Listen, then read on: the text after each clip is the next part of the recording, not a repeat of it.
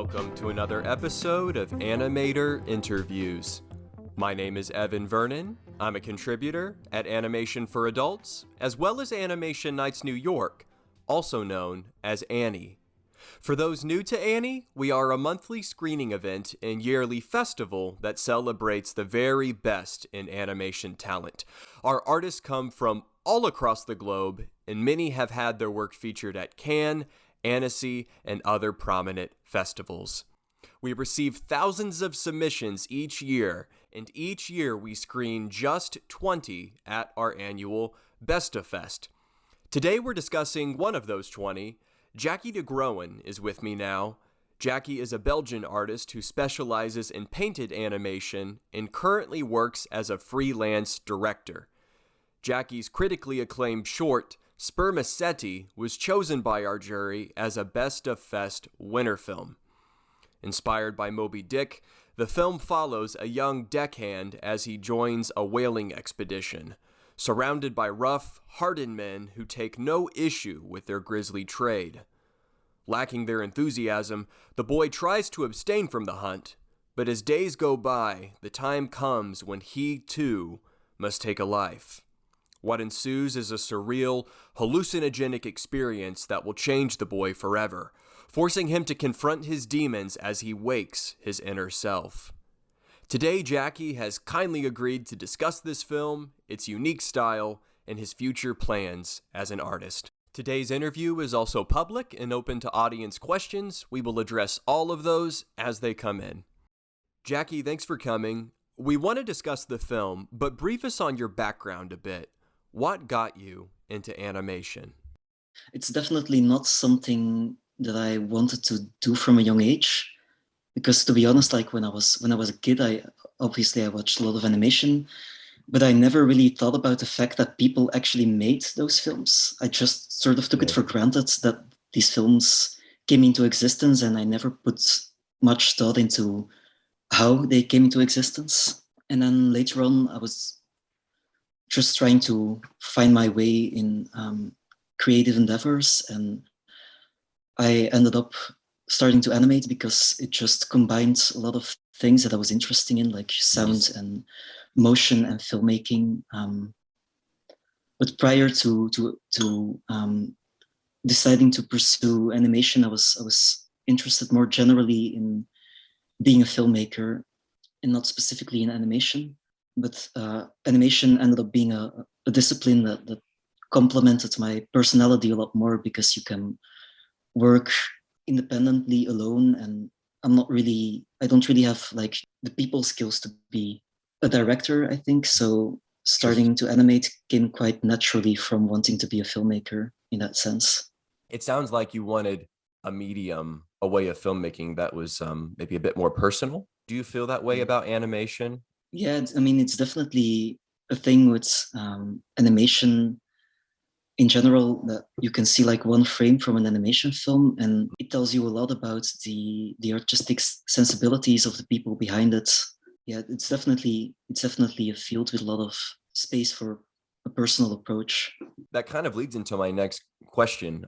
If you don't mind telling us a bit about your visual style. So for those who have seen Spermaceti, it has a very unique, very distinct aesthetic. It appears to have been painted almost every single frame, which I'd imagine is an extremely tedious process on your end, Jacky, hand painting all of these frames. But the color palette, even more so, is incredibly impressive and unique. You use a lot of blues and greens and a few reds every now and then, very intentionally. It almost feels like a neon light show, if I can use that analogy. So tell us a little bit about that style. Where did that part of Jacky de Groen come from? Yeah, it's definitely not something I designed really consciously. It's a style that sort of evolved from one project to the next. So a lot of it is just habits, I guess, which is maybe not a really flattering thing to say. But I just have a way of working, and I try to refine it more with each new project, or incorporate new stuff into it on every step of the way. But generally, it really grew kind of organically. And yeah, working with paints in the way I do you say it looks like a long and tedious process, which, I mean, it's not a long and tedious process, but it also allows me to cut a few corners in a really acceptable way, because the style is pretty rough. So there's a lot of details that I don't have to animate super accurately. Yeah. And I choose really selectively in each shot or each scene what is important to show and what isn't. So there's a lot of stuff that is just abstracted or isolated, like an action with hands, and you only see the hands and the rest is kind of blurry or just sort of vague shapes. So working that way with paint, it also allows me to skip some work. So it's not only piling work for myself. You've said some really interesting things there, Jacky, and we'll touch on your kind of manipulation of darkness, I guess, and obscurity in a moment, because that seems to be an important feature not only of Spermaceti but in your other films as well. But you were talking about how this is something that you didn't consciously hone, this visual aesthetic. It just came naturally to you. That's a very beautiful thing. You know, you can think about how to approach something and just kill yourself until your creativity is completely dead trying to engineer something. But sometimes channeling what comes most naturally to you ends up being or creating the best result. And this film is an excellent example of that. It's absolutely beautiful. So tell us a bit, Jacky, about the idea behind Spermaceti. It's a very specific story. So what inspired that, Jacky? It was definitely not like a sort of top-down approach in constructing the story. Mm-hmm. I was in a period where I was just drawing a lot of ocean stuff, boats and the sea and deckhands and all that stuff. So I just started wondering, like, who are these people that I'm drawing? And then things sort of took off from there. In the process, of course, like, it's pretty obvious from the film that the story of Moby Dick is never really far away in my imagination around it. So I really took those archetypes and ran with it, I think. Yeah, it's a very moving and sensory experience too. Just a moment ago, you were talking about your minimalistic approach to your subject matter at times, how you'll obscure certain parts of the body. And the way that you do that seems to be very intentional. You know, in your other films, there was one I know about a lion tamer and a lion almost becoming the same entity. And you seem to kind of do that a little bit here with a Spermaceti when the young boy is dragged down by the rope and harpoon that's inside of the sperm whale and goes into the sea. We lose track of him a little bit. And when he emerges, he's kind of been transformed a bit into something else. The whale seems to be part of him. So would you agree with that, Jacky? Are you trying to obscure the line, I guess, between man and beast? I think identity is probably an important theme in a lot of the things that I make, like the boundaries of a person and your place in the world. And I think that's something that I, looking back on this film, that I also really see that as a theme. These moments where the boundaries between a person and the rest of the world start to blur, and I guess you could call it a sort of psychedelic approach as well. That's definitely in there. Yeah, I don't really see it as specific as the boundaries between a human and a beast. I mean, for me, it's quite evident that we are animals and just one specific type of animal. That's not really like, I don't necessarily want to make a point about that or something. It's more, I guess, about being in the world and relating to the world at large.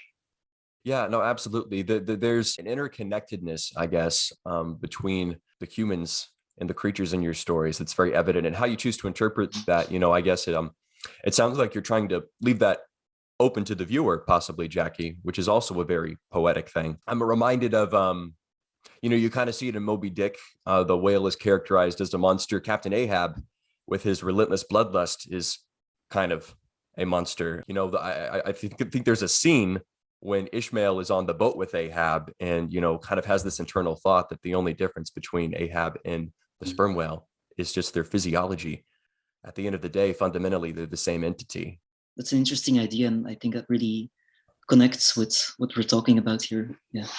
Hopefully that does you justice. But you know, it's difficult to talk about films as moving and beautiful as your own, because it feels like the viewer is always inclined to box them in. You know, what's this mean? What's the interpretation? But it's never that simple, is it? No, but I think it's also, I mean, I wouldn't want to force an interpretation onto an audience, because most of the things that happen in the film don't have a fixed meaning for me myself. But I really love it when people have these like super specific interpretations of things that happen, and of the thematic elements. And but for me, it's really important to allow some room for openness, so people can bring their own things in their viewing and see what they need to see.